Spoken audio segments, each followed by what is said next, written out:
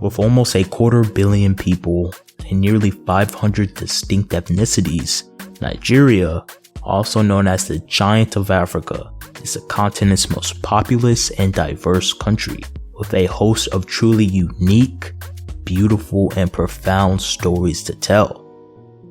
Though today we have a somber but just as important story to share. It will not be the retelling of how millions of men and women from different ancestral and ethnic backgrounds came together under one flag to live in harmony, but one where ethnic religious divisions, economic incentives, and of course the age-old quest for power led to perpetual inter-ethnic warfare and the eventual marginalization of a group of people. In this video, we will specifically be talking about the Igbo tribe. Today they face systemic disadvantages in virtually all walks of life, from education to media, socio-economic status. It's to the point where having an Igbo name itself is a death sentence for any hope of social mobility. But to truly understand how this nation has gotten here, we need to start from the beginning. Upon gaining its independence from the British in 1914, the newly formed Nigerian Republic was greatly divided from its conception. 480 ethnically, linguistically, and religiously distinct cultures were welded into the same iron borders for the sole purpose of better controlling their abundance of natural resources. The region that is now known as Nigeria harbors some of the largest coal, oil, and natural gas reserves in the world. There are three main ethnic groups who comprise of nearly 80% of the total population. The Hausa Fulanis of the north make up 36% of the population. They had a feudal society and were traditionally ruled by a conservative Islamic hierarchy, one consisting of emirs who in turn owed their allegiance to a supreme sultan. Their political influencers doubled as their religious leaders. Compliance to the social hierarchy wasn't just a civic duty, but an existential responsibility. Then you had the Yorubas in the southwest. They make up 21% of the population, and like that of the House of Fulani, also consisted a series of monarchs. They were mostly Christian but had a sizable Muslim population. Both were less autocratic than those in the north, and thus the political and social system of the Yoruba allowed for greater upward mobility. Their social hierarchy was one based on acquired traits rather than inherited wealth and title. And in contrast to the two other groups, there were the Igbos of the Niger Delta in the oil-rich southeast, who made up another 20% of the population and who were mostly Christian. They lived in an autonomous, democratically organized communities. Now these tribes, who have fought for years, did not instantly fly the Nigerian flag from the hilltops. For a long time, the country was essentially three separate ethno-states. They had many cultural differences and tensions between themselves, differences that were exploited and enhanced by colonial influences. The British, who still had valuable interests in the region, found it beneficial to rule indirectly through the northern emirs and their autocratic societies. The most prestigious of the Hausa were almost exclusively appointed to administrative positions in government, and had less of their people exported as slaves among other privileges, and thus had dominion over the nation itself. As the Igbo and Yoruba started to branch out, build businesses, schools, and other institutions around the country, the first signs of post-colonial inter-ethnic resentment started to show. One thing I've noticed, Premier, while I've been here, is that Northerners seem to have, I might almost call it, obsession about the Igbos. Could you perhaps explain that to me? Well, the Igbos are more or less the type of people whose desire is mainly to dominate everybody.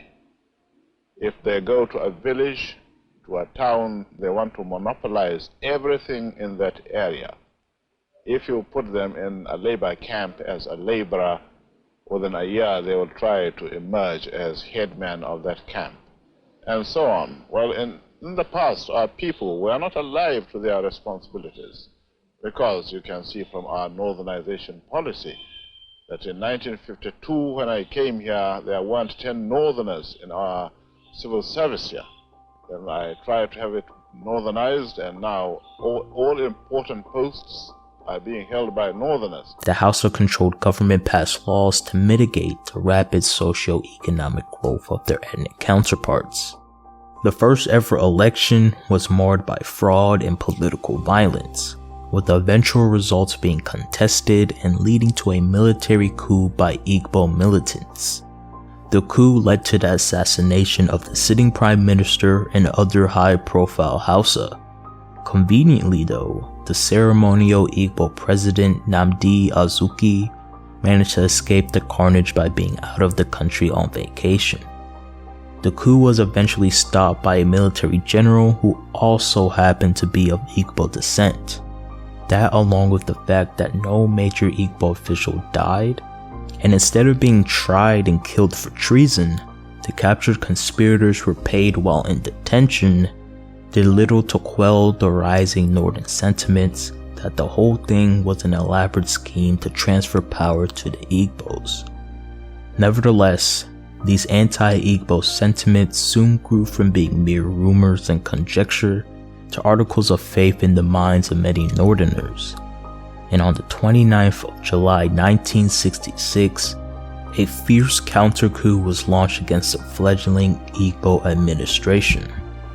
Many officials were killed, including the Igbo military head of state, and replaced by northern officials. Unfortunately, northern retaliation did not end there.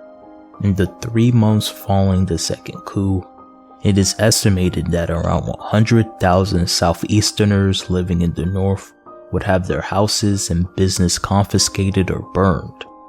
Around 8 to 30,000 would be killed by local mobs, nearly half of them being children. Fearing for their lives, almost 1 million people of Igbo descent fled back to their homeland in the southeast. With the unrelenting waves of refugees flooding into their homes with horror stories of death and trauma, suffering, the Nigerian project was on the brink of collapse. Soon, a nationalistic fervor of the likes that haven't been seen since the country's conception arose.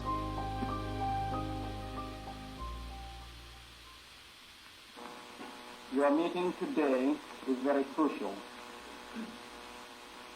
The East is at the crossroads. Since our last meeting, everything possible has been done by the enemies of the East to escalate the crisis in an attempt to bring about the collapse of this region. They have failed and will continue to fail.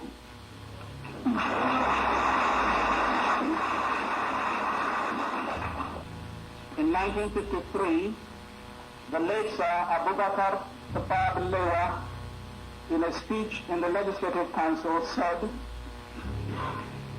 "Since the amalgamation of the southern and northern provinces in 1914, Nigeria has existed as one country only on paper. It is still far from being united. The country is inhabited by peoples and tribes who speak different languages, who have different religions, different customs and traditions, and entirely different historical backgrounds in their way of life, and who have also attained different stages of development. We do not want our southern neighbors to interfere in our development." Led by the premier of the eastern region, Colonel Ojukwu, the southeast region of the country succeeded on May 30th, 1967.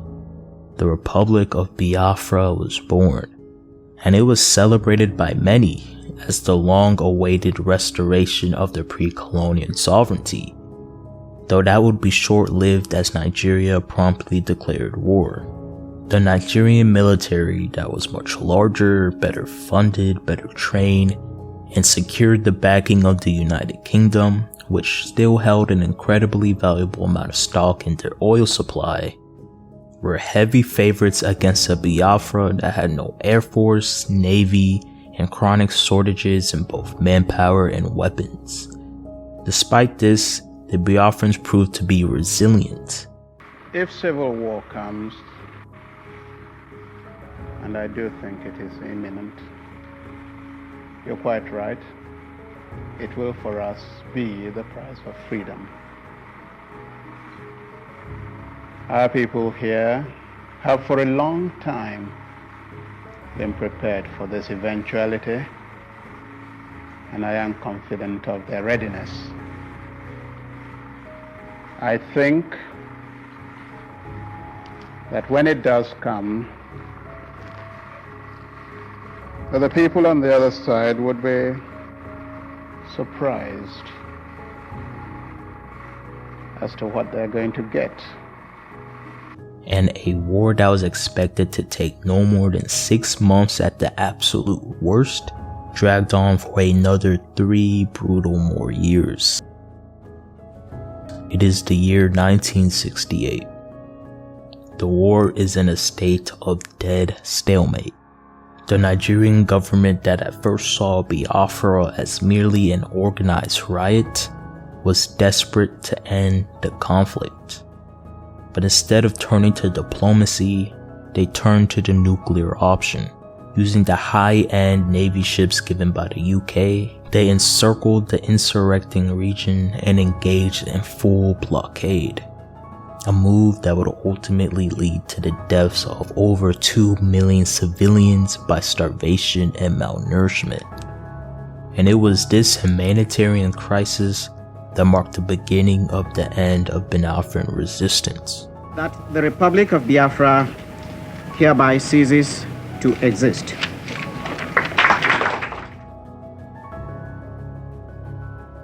Once again, the country of Nigeria was united in name, but staunchly divided in practice.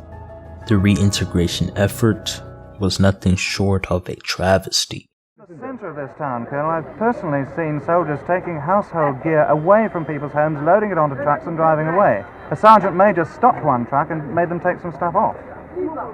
That sometimes we carry refugees with their belongings from the towns to the villages. Yeah. This could be.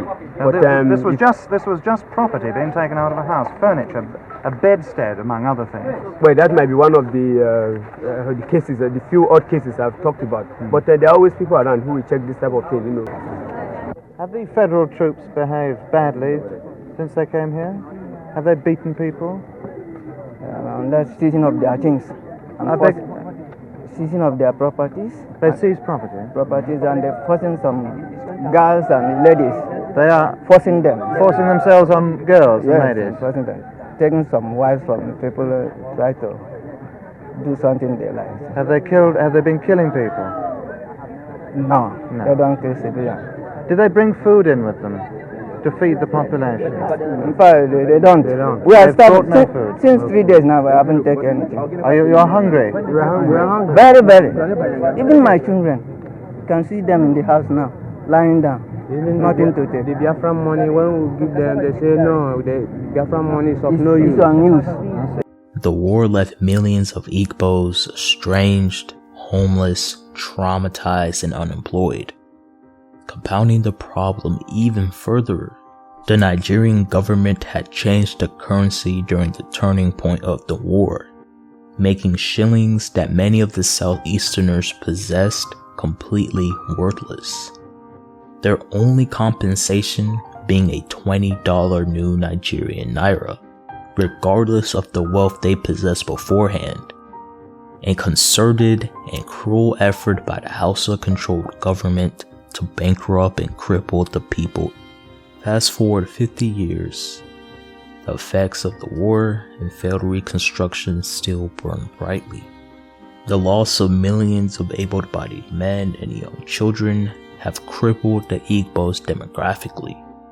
They now only make up 17% of the nation's population, and in a heavily centralized but ethnically divided system of government, they have lost nearly all of the minimal political influence they had prior.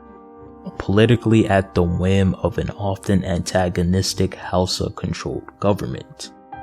Key economic points of interest that has historically brought employment and wealth to the people were ripped out of their hands. Port Harcourt was nationalized and given to the Ija and Ikowewe people, former Igbo subgroups who have since renounced their Igbo heritage and ties. And even worse, they have been legislated out of control of the vast amounts of oil within the region. All revenues from the exploitation of Africa's largest fossil fuel reserves flow into the federal coffers, leaving the southeast with nothing but detrimental effects such as pollution and loss of property value.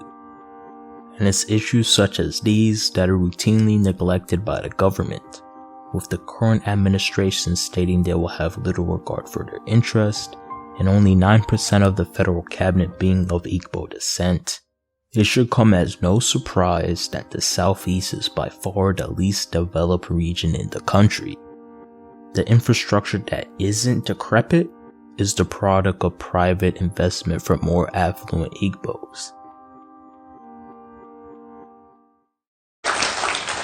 Last two questions, and briefly, Dr. Pauline Baker. Mr. President, welcome. And I've been a student of Nigeria for many years, and first of all, I want to tell you that I have never seen such a hopeful attitude toward Nigeria and the United States as since your election. So I think we all here want you to succeed. My question relates to another area of Nigeria that hasn't gotten much attention during this trip, and that is the Niger Delta. It's a challenge that you're going to face. I wonder if you would tell us how you intend to approach it with particular reference to the amnesty, bunkering, and inclusive development. Thank you. Inclusive government. Inclusive government. You know, how you include, women, youth. I see. Yes. I hope you have a copy of the election results. Naturally, constituencies, for example, that year gave me 97%,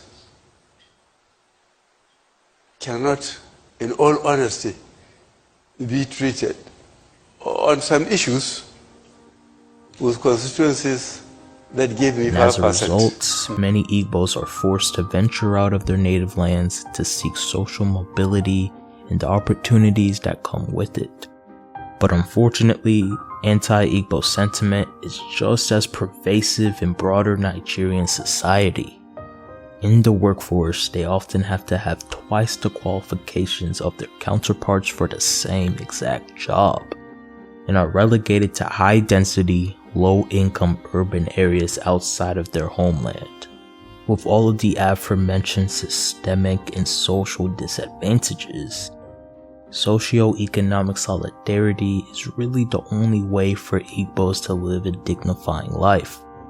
They often look inward to hire, they buy from and invest in Igbo-owned companies, and really do their best to create a rich, interconnected community, ironically confirming anti-Igbo prejudice in the process, like a cruel, irrational, self-fulfilling prophecy. The Igbo people have a rich, beautiful culture, and as a collective have proven to be incredibly resilient over the years. 61 years after its conceptions, there are still Nigerians alive who remember pledging allegiance to a different flag. The sad truth is that they may only see cosmetic differences in a generation-long ethnic religious battle royale. And while this was a far from pleasant story to tell, it is one of many that is crucial to understand, not only for Nigerians, but for the betterment of all society.